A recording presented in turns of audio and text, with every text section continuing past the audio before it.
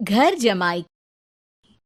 विकी को हमेशा किस्मत ने उसकी मेहनत से ज्यादा दिया।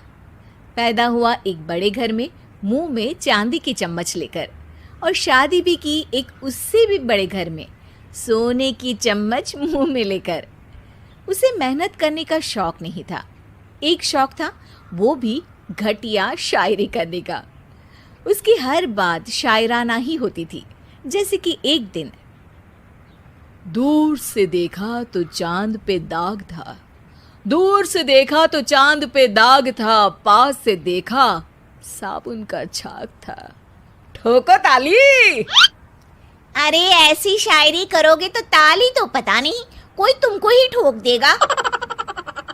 शायरी वो बिल्ली है जो किसी का भी रास्ता रोक दे, और क्या मैं किल हूं जो कोई मुझे ठोक दे। मुझे तो आपसे बात ही नहीं करनी। मैं निकला था गाड़ी लेके, लेकिन दौड़ के जा रहा हूँ।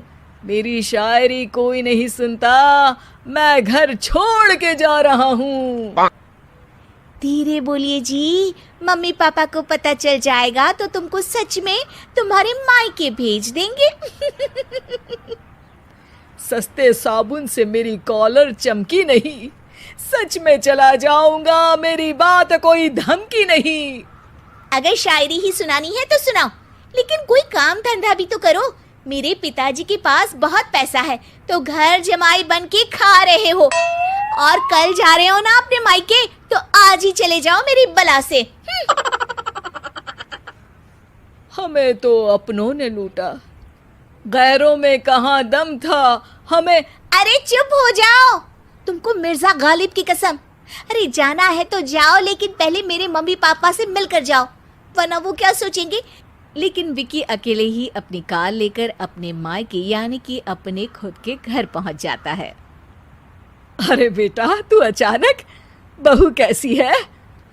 अरे माँ, बहू तो बिल्कुल बदल गई है, मुर्गी हाथ से निकल गई है। अरे क्या हुआ बेटा?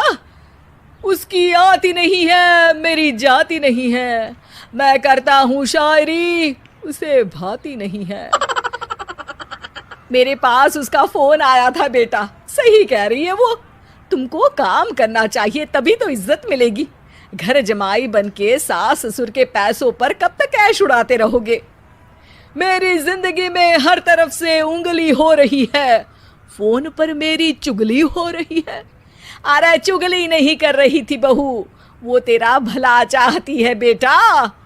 सूखे हुए कपड़े को भी गीला कह रहे हैं लोग, चुगली करने को मेरा भला कह रहे हैं लोग। ठोको ताली। ये सुन के माँ अपने हाथ से अपना सर पीट लेती है। अरे माँ, ताली की जगह माथा क्यों ठोक रही हो? बेटा तू ना आराम कर, तेरे पिताजी भी आने वाले हैं, खाना लगा देती हूँ। विकी अपने घर भी दिन भर टीवी देखता है, तरह तरह का खाना खाता है, दोपहर तक सोता है, चाय पीता है, वीडियो गेम खेलता है, बस काम करने नहीं जाता। घर में नौकर चाकर है तो बिस्तर से हिलने तक की जरूरत नहीं पड़ती। कई बार तो विकी अपने नौकरों को बिठाकर शायरी सुनाता रहता। कब जाओगे बेटा? अरे कैसी बात कर रहे हैं डैडी, क्या आप मेरे फादर नहीं? आप मुझे भगाना चाहते हैं क्या? ये मेरा घर नहीं। अरे नहीं बेटा, तुम्हारा ही घर है। हम तो चाहते थे कि तुम यहीं रहो और मेरा काम आगे बढ़ाओ, लेकिन तुम ही चले गए घर जमाई बनने। अरे मेहनत तो गधे भी करते हैं, मैं अच्छी किस्मत लेके पैदा हुआ हूँ, मैं घर जमाई हूँ, ससुराल का फूल गेंदा हुआ हूँ। ठोको ताली। पिताजी और माँ सच में ताली बजा देते हैं। ऐसा पहली बार होता है जब विकी की शायरी पर किसी ने ताली बजाई हो। अरे आप लोग सच में ताली बजा रहे हैं?